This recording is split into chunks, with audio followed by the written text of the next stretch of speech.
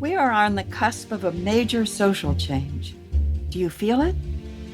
Even if you don't, make no mistake, change is coming, and it is going to be unforgettable. I'm your host, Dr. Sarah Hart, and here on Prime Spark, where we work with and on behalf of women over 55, I want to help you find that spark that will ignite your way forward, reflect your gifts to the world, and illuminate your path through this next stage of life. Through these podcast conversations, I hope to inspire you to see how you can make a significant contribution to some of the gnarly problems that are facing us right now. Join me, and together let's discover our Prime Spark. Hi, and welcome to Prime Spark.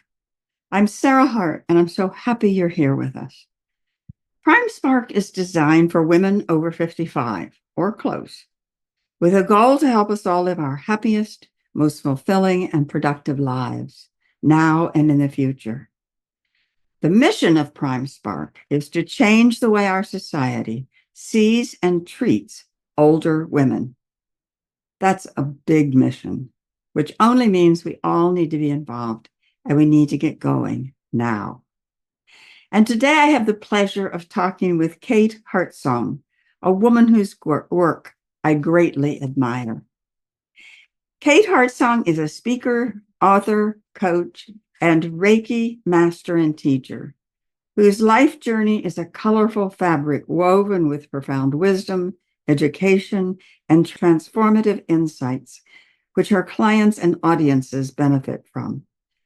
Kate's deep passion, empowerment, and tuition are generously shared with others, who often comment on her calming energy, authenticity, and caring. Her mission is to empower people to embrace and harness their inherent creative power, so they radiate love, joy, and fulfillment within themselves and into the world. Kate's latest book, Humanity's Cry for Change, offers key concepts for thriving in these challenging times to help you create a happier life. You will gain hope, realizing you can make positive changes for yourself and humanity. Welcome, Kate. I'm so happy you're here today. Oh, thank you, Sarah. It's such a joy to be here. Thanks for having me. You're welcome. You're welcome. So I'm curious, first of all, Kate, you say your life journey is a colorful fabric woven with profound wisdom, education, and transformative. Tell us a little bit about your life journey. Sure. It is a lovely way to get context and helps explain why I am so passionate. Just briefly, when I was 2 years old, a curious toddler, I had noticed this wide open window in the living room, and it didn't have a screen. And I went over to that window and ended up, I fell out of it. And thankfully, it was like a story and a half high, 15 feet. But thankfully, I landed on a patch of grass. And of course, my mom, she was so startled and massively horrified. And she was 8 months pregnant with my sibling, comes running and whisks me away, certainly to the hospital. And they thought everything was fine. A few months later, though, it was discovered I had lost most of my hearing as a result. Yeah, and it was a nerve loss, and they didn't have hearing aids with that type of technology back then. I won't tell you how many years ago. Then people will calculate the age, but that's all right. I don't mind people knowing. But anyway, between the shame I had around that, and plus their unfortunately dysfunctional dynamics at the home, caused me to have no self-esteem and a lot of shame. And it was really difficult. So many people have a difficult childhood. And so throughout my school years, I didn't have any hearing aids, and people thought I was stuck up. They thought I was weird. I thought I was a mistake. I thought there was really something wrong with me. So thankfully in my 20s, I realized, with this anxiousness and frustration, it just so much unhappiness. I realized I needed to make a change. And thankfully, learned of and went through many healing modalities and psychotherapy. So it's been a journey, but it's, I'm so grateful, Sarah. I've been able to raise my self esteem and pretty much have no shame. But it took work, but it's possible. So many people have the upsets and challenges from life. And that's what I think life is about, is a journey to get through the challenges we're exposed to. But thankfully, I'm able to share the work I do as a coach and a speaker and a author, because I'm so passionate to help people really know it's possible to make change and to really embrace their greatness. So that's why I'm so passionate about this. Oh, I love it, Kate. That's just wonderful. How old were you when you did get hearing aids? I got them when I got out of high school. I was about 19 years old. Wow. Yeah, it was quite an experience. It's so sad that I hope we're a little bit better now at identifying children who can't hear or can't hear very well, can't see very well, Mhm. and take action. But I mean, that doesn't happen all the time. And of course, it depends on the resources of the family and the school and Yeah. everything else. But I don't know that we've gotten very much better at identifying children who simply are different Yeah.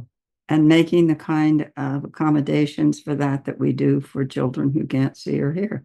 Hmm. People are just different. Yes.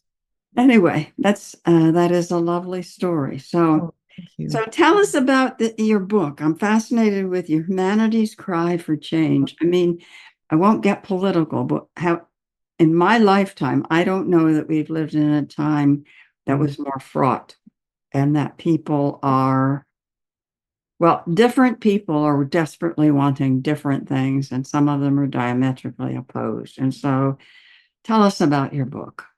Sure. Thank you, Sarah. I feel very honored to be the messenger of this book. And I'll just digress very briefly. I never imagined myself to be an author. However, about 20 years ago, in a deep meditation, I was hearing these beautiful, profound wisdom and loving words that was coming through me. And so I was guided to get a pen and paper and start writing these words.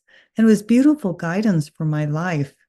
And as time went on and I became more trusting of these words, I realized it was my angels and guides giving me this knowledge. And so I call it automatic writing, where I have my eyes closed and I just start writing these words. Soon I realized, this is some amazing information I can share with the planet, as I am guided to do, and people who might resonate with it. So I published my first book in 2010 called Deeply We Are One, which is really about recognizing our greatness. And through that, we can actually see that better in others. And then a few years later, I started writing again profound information that became my newest book, Humanity's Cry for Change. So this book is essentially sharing with us, hey, it's really time, way over time, that we start taking some massive changes to save ourselves as a species. Essentially, how important it is that we do, well, one of the key concepts is how important it is we do our own interpersonal work as we clear out difficulties or childhood trauma and just the personal healing that so many of us have to go through. That we feel better, we're lighter, we're more empowered, we live more authentically. We are then better able to serve others. And that's one of the key concepts, that imagine, like, 100 million or a billion people doing their personal work. and how it can make such a positive impact on the planet because we're all interconnected. Everything is energy at the most basic elemental level. It's energy. Quantum physics has proven this. So my book talks a little bit about the concept of oneness. That is another one of the several concepts that is really important for us to understand. There's also simple exercises that help people to do various things, such as living more authentically or raising our vibration or honoring ourselves. So there's some beautiful, simple exercises as well. And then there's a section about what groups can do, you know, advocacy groups or, there's just different things we can do or businesses that are more conscious, more aware of how to treat their employees in a way that increases their interest in being more productive. So it covers a wide variety of information. Oh, and I must share, it also explains, oh, it's so important to know this. It explains why we globally, as a species and also individually, are experiencing such challenges and upheaval and chaos. It explains the very reason for that. Oh, can you tell us that briefly now, or is that too involved? No, I'd be happy to share that. The main reason is because, well, the reason is humanity is going through an evolutionary leap. Just like the industrial age or way back thousands of years ago, we went through a evolutionary leap called the agriculture age, where man started learning how to grow food for themselves, the agricultural leap. Well, right now we're going through this massive leap that's from the last 2,000 years called the Pisces age, which is characterized by war and aggression and male dominance and thinking that men and women are not equal and thinking that we're separate from each other and greed and control. We're moving away from that into a new age. Some people call it the new age. They call it the age of Aquarius. And I'm going to digress briefly. Many of us probably remember that amazing song from the 60s, The Age of Aquarius. And it's so fascinating. They really actually hit the nail on the head. This is true, the age of Aquarius, where it's characterized by, like that song talks about, love, peace, collaboration, harmony, respect, knowing that we're all interconnected, that men and women are equal, all races, lifestyles, color. We are actually all equal. We may be different in personality, but bottom line is everyone is equal. So, in order to get there, we need to dismantle the old from the paradigm that has not worked from the Pisces age. And that's what's happening right now. The old is coming up to the surface for us to look at, to be aware of it, to heal it and release. So, one example is the financial system. Recently there's been again a banking crisis, and there's all this stuff happening with finance, cryptocurrency, or actually, I should say better, the blockchain technology has been developed, and financial transactions happen in an instant versus 2 or 3 days with a bank. So there's these shifts that are happening. So whether it's in our individual life or on the planet, all of the old that no longer works is coming to the surface. And that explains, I think, amazing, unfortunately, very painful shifts and changes and upheaval and pain and struggle. And yet there really is light at the end of the tunnel. That's so good, Kate. I have I have like 10 questions bubbling up in my mind for you. One is the difficulty we're having is, I mean, it's totally understandable. The people who think that they really thrived during the Pisces age. I mean, who wants to give that up? I mean, who wants to give up their money, their power, and so they don't like it. I mean, did that kind of struggle happen with like the agricultural revolution, the industrial revolution? I I don't remember enough of my history to know if there was the same kind of struggle going from one age to the next as from this. Hmm. Excellent question. Honestly, I really don't know the answer. I My opinion though would be that there probably was a struggle. From my perspective, it seems, there seems to always be in whatever age of humanity, wherever we are in history, there are certain people who are in the status quo. And I do know and I think all of your listeners and you would agree, there's always someone or some groups of people or many different people throughout the world who are thinking outside of the box and like, whoa, that's really different. That can't be, like what is it, Columbus, who said that the world is not flat. You know, it's just really different. So I'm guessing maybe there was struggle back then. I suppose in the Industrial Revolution, this is a silly example, but this is what comes to my mind, that all of the people that made buggy whips were not happy about the Industrial Revolution, Hmm. or all of the artisans who made things one at a time, and suddenly, it's sort of I wonder if this is true. It's a little bit akin to what we're going through with AI and people worried about their jobs disappearing. Like Yeah. the guy with the artisan shop making, Oh, that's an excellent point. That makes perfect sense. The people in the status quo, they're all making money. And now there's some new thing coming in that they feel, rightly or not, might be threatening them. And that's again, that's such a great example of this concept of separation. Yes, as I see other people, it looks to me like there's a different physical body from mine.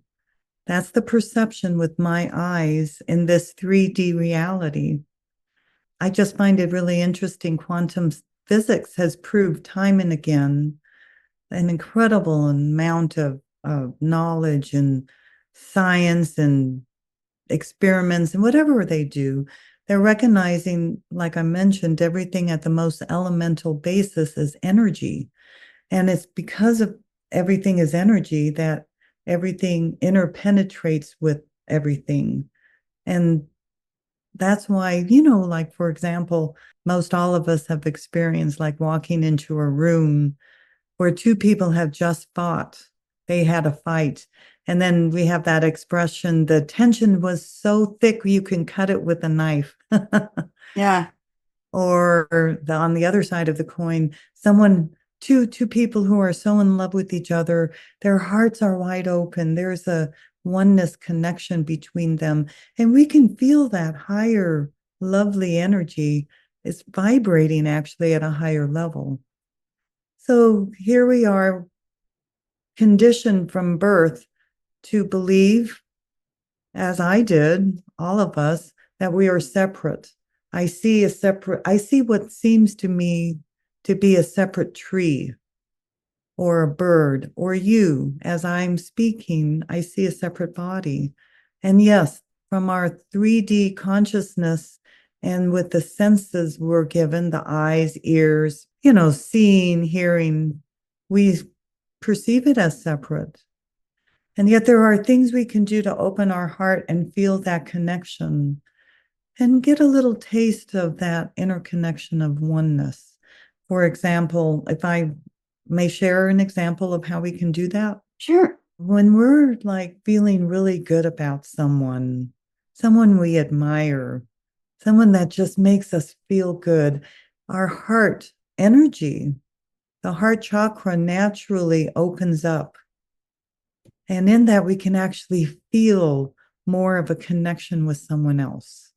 I know we've all had that experience, whether it's, a person we're in love with, or our parent, or petting a cat or our dog. And that just opens the heart. So if we can be in an awareness of how our heart is it open right now? Or is there fear? Something bad happened and now our heart closes. So just being aware of the how open and closed our heart is could help us with this concept of oneness. Oh, I love that, Kate. I was thinking this morning when I first got up, I was feeling so good. And then something happened, and I made up a story about it, immediately. I mean, I didn't know I made up a story about it, but I did. Yeah. And it was almost, it was almost a physiological closing. I could feel myself close. I didn't like it. I didn't like that. And I thought, well, if you focus on you don't like it, Sarah, if that's what your Yeah. focus is, it will just get more so. So And so true. stop thinking about how much you don't like this because Oh my gosh. I know that only too well. Yeah. So, Kate, you talk about people's creativity. You talked about listening to your guides. Do you think all of us can do that, or just some of us can do that? Oh, all of us. Again, a great question. Thank you for asking. All of us have the gift. The key to tapping into it is, well, there's several things. One is to be in a place of awareness. Do you have, and this is so normal for everyone, ask yourself, are you in a place of complete mind chatter and stories and talking about? And it's so easy to have mind chatter.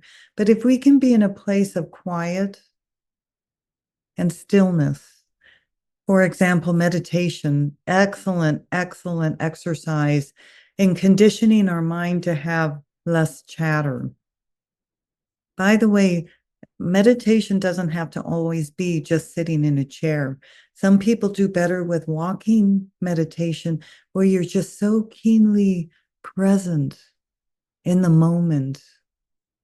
And that allows for a little less mind chatter. It takes practice, but when we're in a place of less mind chatter, then we're able to better hear our inner guidance.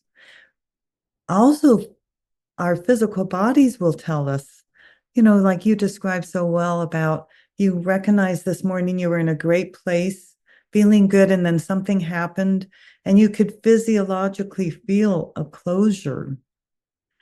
That's one example of being aware. And that's so wonderful. Awareness is number one. If we can be in a place of awareness of how we're feeling or how do we show up, we can, if we can, to try to have less mind chatter. But another thing is to be aware, how does your physical body react? So when you're talking to someone and suddenly it just doesn't feel good, that might be a indication maybe this isn't a person for you. Or maybe you're thinking about a garden, a new garden, and you're working with it and it feels really, really good, or maybe it feels really bad to do this exercise or creating the garden. So, going with what your physical body tells you is another way to receive inner guidance, and it can help with creativity. So, yeah, there's just different things we can do. That's lovely. I have a friend, but I've had a couple of friends, but specifically, I'm thinking about one right now who this is this is how she described it. She has tried to meditate, and she just can't stop her mind, and she gets frustrated and stops. And this is I'm speaking to myself also here because after years of meditation, I still go through the same thing. And you can't, I believe, you can't stop your mind chatter. Your mind is going to chatter. I mean, that's what our minds think. I mean, that's what they do. But you can just notice it and not pay attention to it. Yes, that's a Just good point. just let it be, because it's not going to go away, and the more you focus on it, the more it's going to happen. Yeah, I'm laughing because you bring up an excellent point. When we're like, let's say if a person is sitting in a chair meditating, okay, now I need to do this. I have to have a quiet mind. And they're talking to themselves. There's that mind chatter. Okay, I'm not supposed to have any thoughts, but oh, this isn't working. And then it builds up more and more, like you said earlier, what we focus on gets bigger. But yes, if we are in a place sitting down meditating, I love what you said. Allow those thoughts. Someone years ago shared with me this lovely analogy. Imagine thoughts being like a cloud. They're just floating in the air, they're coming and then they go. So if you focus on, I'm not supposed to have thoughts, we're going to have more thoughts. But if we focus, just kind of go with the flow. I always like to use this definition of meditation, which I think really helps encompass and helps people to understand there's many ways to meditate. The definition to me for meditation is it is when we're in a place of complete focus in the present moment. So if we need to do a mantra, which is a short phrase, while we're meditating, that's the point of focus, and that helps to not have as much mind chatter. For examples, I might just focus on when I breathe in, I will say the word love. As I exhale, I say peace, love, peace, over and over again. But it can also be meditation is also when we're doing a piece of artwork. We're so focused in the moment. We can't think about the past we can't think about the future. Oh, what am I going to make for dinner? Okay, I better go back to this meditation. No, when we're right smack in the middle of this beautiful artwork, that we're so in the present moment, that's a form of meditation. Yeah. You know, that zone that we feel when we're so connected, when we're so in the present moment. To me, that's what meditation is. And we can do that when we're taking a walk, of being so keenly aware of the trees, the hearing the birds. What does it feel like on my feet as I walk? To be keenly aware with our senses. Well, that's another way. Oh, that's beautiful, Kate. Thank you. One of the things I've heard you say is that each of us can make a difference in the world. Each of us, yes. And okay, so I'm just one person. How can I possibly make an impact on all of the difficulties that are going on now? How Yeah. can I possibly make any kind of change in the world? One little person. Mm-hmm. It's really a good question. I've asked that myself many times. I have come to understand that because we are all interconnected, whatever I think or do, whether it's positive or maybe it's a not a positive or negative thing, maybe I'm thinking worry thoughts and anxiousness, or maybe I'm thinking love and happiness and joy. I'm experiencing joy. Whatever it is, my energy actually does contribute to the collective consciousness of humanity. Now, one person, we don't really see the specific impact.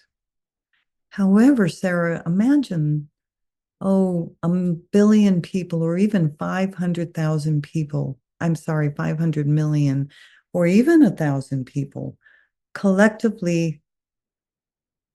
I know this seems obvious, but if there's 500 people, that means there's 500, one individual times 500. And if they're all doing the same thing, thinking positive thoughts, then we make a positive difference to the collective. Like for example, maybe there's been an earthquake or some kind of another horrible natural disaster, and millions of people around the world contribute money. That's making a positive difference, and it's one person times many. So don't think that one person can't make a difference, because it can when we look at the collective. Yes, and I also think of that. This is not original for me, but the idea of you throw a little stone in the Oh, water yes. and the ripples go out from it and they just keep going. And you don't know what that impact is, even from one little stone. Oh, I love that. Yes, that's so true. Do you think, Kate, that our understanding of all this deepens as we get older, or not necessarily, or what? Another great question. It depends, I think, on the person's journey in life. I think we do tend to have deepened insights as we get older. I think that's why older people are so much more wiser, because of the experiences we've had through our journey on this planet. I think for most people that happens. I feel that there may be a few who get stuck into their stories and so stuck into feeling like they're victims that they may not develop. But then again, that's their path. But yes, I do think that we all dive into deeper wisdom as we get older. Yeah, I think so too. I think I'll have to think about that. But Yeah. okay, this has been so good. Thank you. I can imagine that people would like to get in touch with you. If they would like to do that, how can they do that? Yes. Well, it's been a delight to be here. And if you want to reach me, I would love to hear from you. My website is joyfulradiance.com, joyfulradiance.com. And you can, learn all about me or contact me. And by the way, I do offer once a month an amazing tool that is very life enhancing. So you are welcome to sign up for that. And also, I am a life coach in addition to the other work I do as an author and speaker. And so again, it's just love being of service.